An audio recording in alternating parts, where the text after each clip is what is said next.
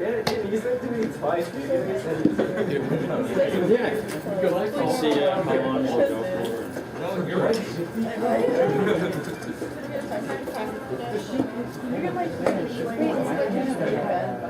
Yeah, you said ratios and like. I Do you guys have your iPads yet? Yeah, I left my Oh, good.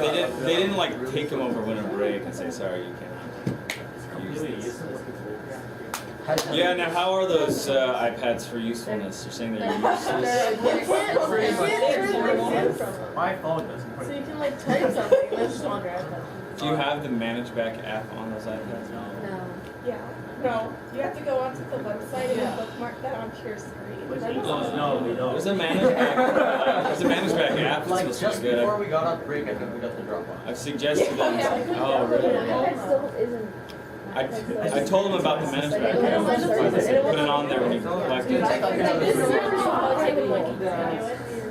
You, whenever you lock down equipment, you like totally destroy it. So then you just walk around with an iPad like, look at me. You lick your feet though, you don't lick your fingers when you touch an iPad. It's nice. You're all like,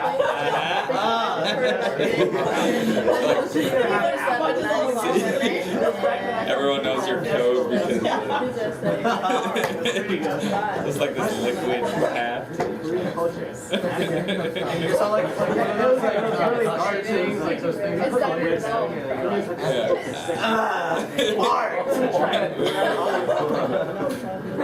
Well, if you have your iPad, you can take it out right now. If you don't like using the iPad, if you're a bit more in the I guess in the Renaissance era, you take out some regular paper, and we will be taking some brief notes. Just some brief notes. Better do it on the iPad because they will need to be typed and submitted to ManageBack. So either way, probably do it faster just by just typing some stuff out on your iPads. Well, great. Oh, good question. So yeah, that'll be my first thing. Get out your iPad right now. And we will set it up. Something that you're going to take some digital notes on. My class last year, I intended it to be entirely an online kind of thing, and I got so frustrated, as you guys have probably figured out by now. I got so frustrated with trying to get stuff set up that we are kind of more in a hybrid mode. You'll be turning things in on ManageBack, doing a lot of digital stuff there.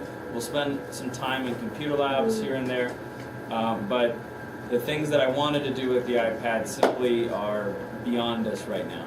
I wanted us to always have connectivity to Wi-Fi, do a lot of interactive polling, research-based stuff in the classroom. When we need to do those things, we'll be in the computer lab and it'll suffice. And the other thing too about that is that I record the class, not you guys, I don't record me and the PowerPoint and the audio. Everyone suggested that was something good to have in case you miss one of these 0 period days and you need to figure out what we did. It is a class very similar to a college course that you would take in epistemology or philosophy or even ethics. It's all kind of rolled together at a high school level, but still it's a class that you can't really miss a session and expect to just kind of pick it up after that. You'll be missing some important vocab as do that. If you don't know who I am, I think you all know me now, Mr. Morris. I know all of you, you've introduced yourselves. I hope your winter break was enjoyable. Did anyone go out of the country? No. Did anyone go out of the state? No. Wow, you guys are lazy. No, I'm just kidding. Like, hey, I'm IB. No, I'm not lazy. I just procrastinate. A lot. No. That's good. You probably should have just stayed where you are. Hello. Hello. Probably should have just stayed where you are, working on your way. Did you have any other assignments besides mine? Oh, yeah. Well, I apologize if I just threw kerosene on your fire over winter. But I will say this now, if you have the hard copy, as I suggested you do, I needed you to have it today.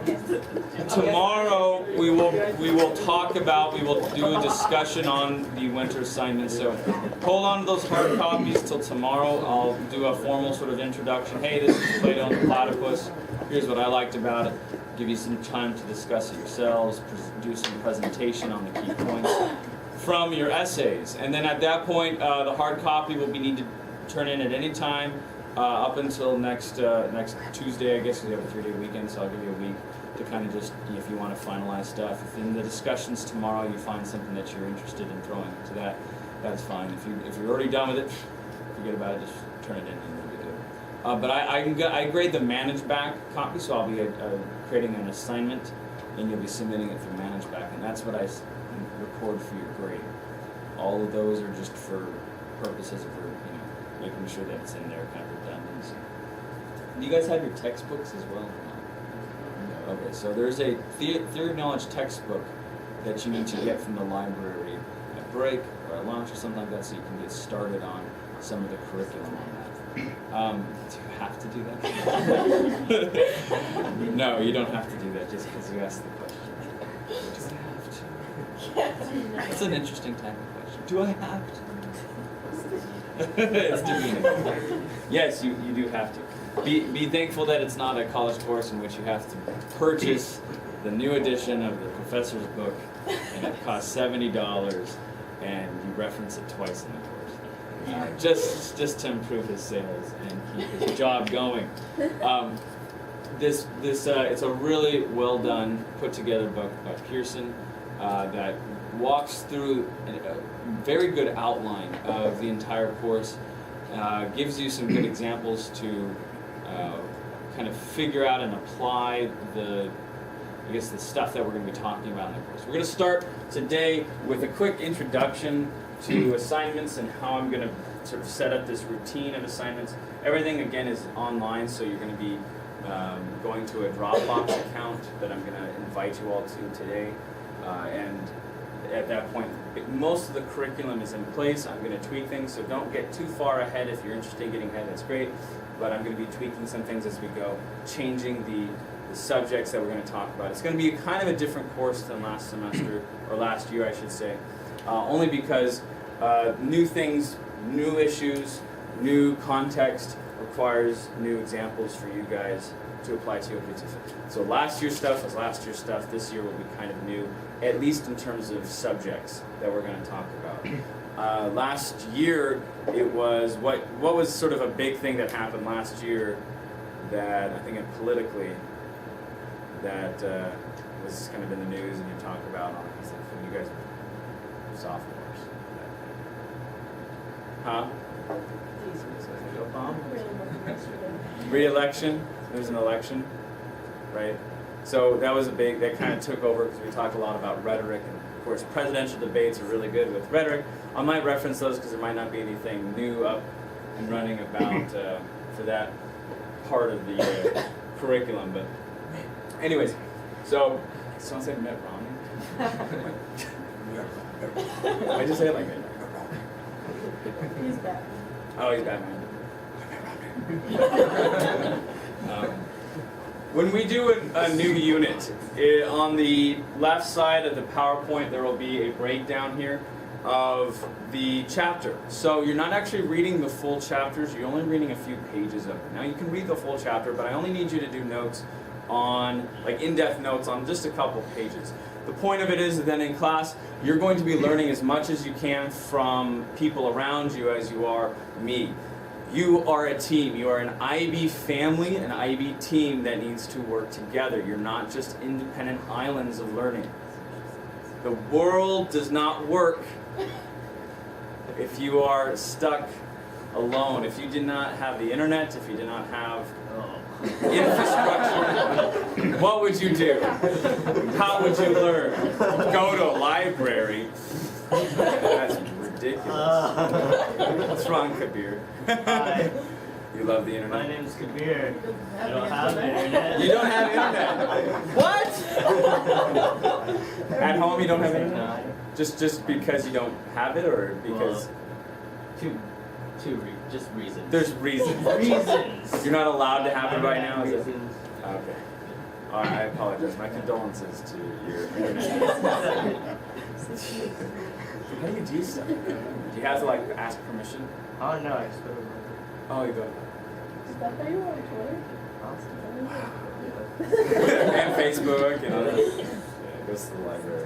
I know you want I worked at a library once. And we'd have people, it was like babysitting for kids like in the summer and stuff, or just anytime like little children would come in and like their parents would disappear. And,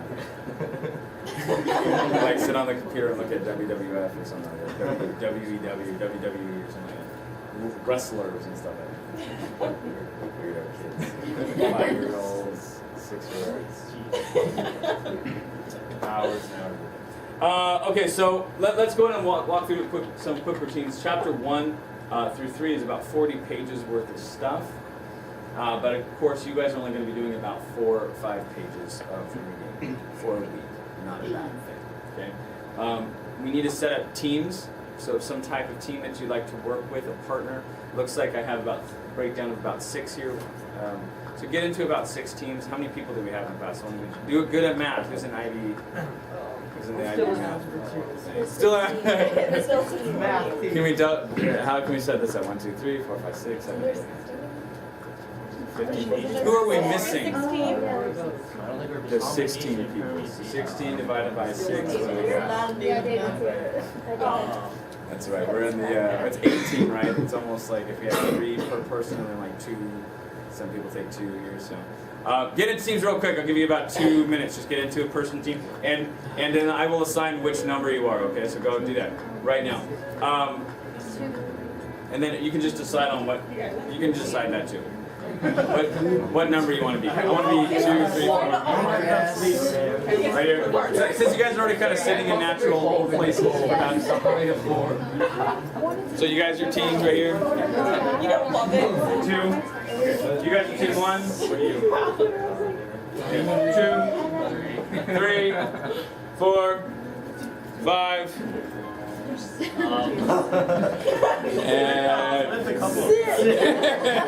And 6. That's fine. That's fine. You can. It's more just for breaking down so you know what you're reading every time. So if you're 6, you guys are 1, 2. You guys all know now. So write down the page number that you got to do for the week. Go to do that now. That's your first note that you're taking. All right. First note that you're taking, chapters 1 through 3. Whoa. If you're whatever team number you are, that's the pages that you need to become an expert in. And you are the ones discussing that in class. I expect all of your learning the last couple of years to help prop up these mature discussions that you'll have. Obviously taking about a half page of notes. Yes! Dick. Thank you. That's been so useful. Hey. You know we all Don't knock the dick, okay? Doric Ionic Corinthian is very important. Sorry, it's an art history inside. So I'll have you there. Art history. Yeah. Completely put all of his weight on my foot and put it on my foot. Just kidding. Yeah. I teach my son Greek architecture. He knows all about it. Daddy, Dick. No. Doric. It's a Greek like It's a column. Let's continue on here real quick. Go ahead and write down a brief at a glance what we're doing this week. We're going to start with a quick introduction to assignments and then a little bit of on being knowers. What does it mean to be a knower? And then also on to questions, this idea of what it means to have questions. One of the repeating phrases of Plato and the Platypus is it's questions all the way down. That is sort of part and parcel of what TOK is about. But we're going to also try and avoid some of the pitfalls that is something you see with philosophers or with people who spend a lot of time thinking about big issues is that they will sometimes fall into the realm of sort of intense cynicism or skepticism or relativism. There's a lot of, and lazy at each of those things, where you make it so easy to question things but never actually arrive at any conclusion. Your job will still be to arrive at conclusions, so don't think that it's just learning how to question everything and make everyone feel doubtful and worried. It's meant to move you into a certain direction, to know the different directions you can move. It's like chess in a lot of ways. How can I move my pieces? What are those pieces moving back? And how many different combinations can we make? Can I see those other combinations as I need to? Finally, we'll be introducing to the learner diagram, which is that profile that I mentioned briefly the last time we talked, the first time I talked, I should say, to you. And you might have heard some of the previous year's students, the seniors, referencing the diagram. It's a good sort of model for what a knower is, and we will be talking about it as well. I'll also be referencing my seniors, not in a bad way, but I will be using sometimes examples from things that we discussed in the past. So I'm obviously not going to use names or anything like that. So if you know them, don't act like, oh, Mr. Morris is like, you know, dogging on this, that, and the other. I'm not trying to do that. One of the things I did notice, though, if we were talking specifically about questions, you might have noticed certain, keep wanting to call them performers, certain performances, certain assessments that they were doing. Some of the students were better at fielding your questions than others. Did you feel that when you, if you can remember back to those assignments that you did? Certain students, when you asked the question, they just kind of maybe made you feel a little bad for asking the question sometimes, or maybe you felt like, you know, they wanted just to kind of close it down, or they didn't know how to move it forward. Sometimes that happened, other times it was good. I want you guys to be able to do better than that. If you knew that someone asks you a question, what do you do in response? Are you trying to close down the conversation? Are you trying to open it up? Are you trying to be inviting? Or are you trying to be avoiding the questions? So that's all part of the course, as well as some of the more rigorous things about definitions and sort of the philosophical terminology that we'll be using. So I'll be talking more about that. I'm going to get out my phone real quick, and I'm going to put it on a notepad. I need to get your email address. I have most of your email addresses, and ManageBack is good, but I need them just so that I can quickly throw them into Dropbox, and I can invite you to my Dropbox, because that is a good way to get all my assignments early on, and that. Let me get my notes here. There it is.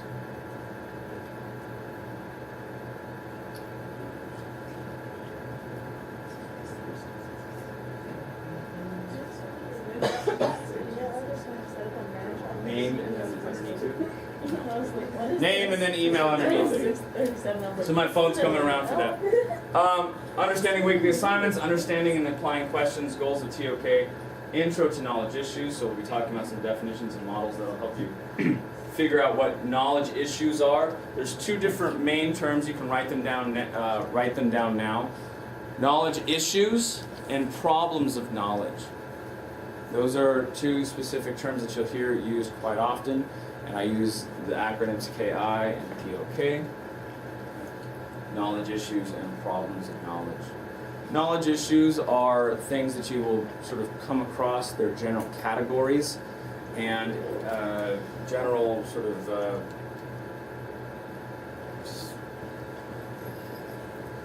of themes that we will be covering and discovering throughout the course. Problems of knowledge are more specific statements or research questions that you make in doing your first move on the questioning chessboard towards some type of conclusion. So a problem of knowledge is an actual question that you begin to delve into. And we'll talk about what are good questions and what are not so good questions if we're talking about problems of knowledge. I'll also be talking about some homework activities that we'll be doing besides just the readings, but I'll be doing that later in the week, so you'll have some time to work on this stuff. My due dates are pretty fluid, so I'm more interested in if you get them done in general. It's more important just to do them for your own sake. I know that feels really weird, and you don't want to do that, but the assignments themselves are not as important as the assessments at the end. So really, the assessments are where I'm going to be really harsh. And throughout the course, I want you to feel like if you got other priorities, if you have other teachers who have solid due dates and deadlines on it, I want my course to be more touch and go. We're not going to be meeting every day. I'm going to try and keep it as brief as possible, although already we're getting down to it here. We've got about 35, 40 minutes, but we're going to try and only meet about 3 days a week. So this week, for instance, we're going to be meeting Tuesday through Friday. Tuesday, Wednesday, Thursday. So to Thursday, Friday you get off. Okay. And there's some certain types of repeating assignments that we'll be doing. The notes that you're doing right now, I expect for about a week to have one page and then a second page of reading notes. So one page of in-class notes and one page of after school your own reading notes. Okay. One page is going to be the general overview because I'm going to be generalizing in the course, discussion, and also my lecture. And then the second page is more your in-depth stuff. Your notes when you present to your team and to the other teams, you'll be talking with your teams first and then talking with the class second. These, of course, need to be analytical. It's not just copying what's in the text. I'm just assuming that you know by now how to take correct notes, but just as a reminder that it needs to be analytical, it needs to be not just summaries, but your own thoughts. Cornell sets up nicely with a question and answer system. If you know anything about Avid, you should know Cornell Notes by now. I'm looking for questions and answers so that you're setting it up in a way that is conversational. It's not just you summarizing the chapter. Key points is what you're trying to find from there, but you're turning them into questions so that you can discuss them, use your words. So again, one side is for lectures and the back side is for jigsaw chapter readings, which is what the team notes were on the side there. Blog entries, we're going to try and do a blog maybe once a week or once every 2 weeks. And the blog is only meant to be something to get you thinking outside of class a little bit. They will be very, very light, so I'm not going to ask you to write essays in the blogs. That's not how the blog will work. A lot of them are going to be like maybe uploading a picture or doing something silly like that. But it's kind of to help engage it in a different format, the TOK issues, applying it to everyday life, the stuff that you do and think about all the time in your other classes and at home. It's also meant to get you set up thinking about the next day or the next week's activities as well, so that you already have something to contribute when we begin discussion. We're a small group. Small groups in class environments are weird with discussion because it doesn't feel like the anonymity is not there, but we'll get over that, hopefully. We'll see. Argue It Outs are going to be a specific worksheet that you'll do along with your notes. They'll take some general notes.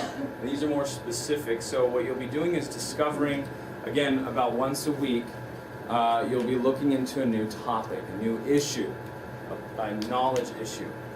And I will give you the general knowledge issue, and you will have to develop the problem of knowledge, and then go through a series of, thoughts, a series of steps in order to figure out and research a little bit about the knowledge issue, so that again you have something to talk about in class. This is more formal than the blogs. The blog's very simple, a couple sentences, maybe one sentence or two. The Argue It Out is a little bit more of a research-based component. This requires you to look at some websites and start figuring out how to sift filter good evidence from bad evidence, and think of things like rebuttals. It's actually what's called a Tolmien model of argument. It's just what you do when you do an argumentative essay. What are some of the points to an argumentative essay, or some of the parts to an argumentative essay or argument? When you look at an argument or debate, what do you need to know? Yes, you're looking to see both sides of an argument. So you have an argument, but then there's a second step to a debate, which is what? This word here, rebuttals. when you're able to, or retort. It's when you're able to respond back knowing the rebuttals to your argument. So what are the things that you are allowing for? I know that the opponents say this, but I'm still continuing my views this way. I don't like the debate model because it only assumes how many sides? 2. Is that how life works, that there's only 2 sides to every? So that's part of something that I'm going to kind of tease. We're not a debate team, even though that's kind of sometimes how it'll feel in conversations. We're something a little bit different. So don't want to get ahead of myself. Philosopher portrait is the third. So again, 1 page of this. So 1 page front and back, 1 page of this, and 1 page of a philosopher portrait. So every week there's going to be a little person down in this corner here that you'll, on the front page, somebody that I'm thinking, hey, this is an important person to know for this week. Do a little philosopher portrait on it. If you're familiar with, well, you guys aren't, because I didn't do artist portraits that year. So you guys, but this is something I've developed with my art history students as well.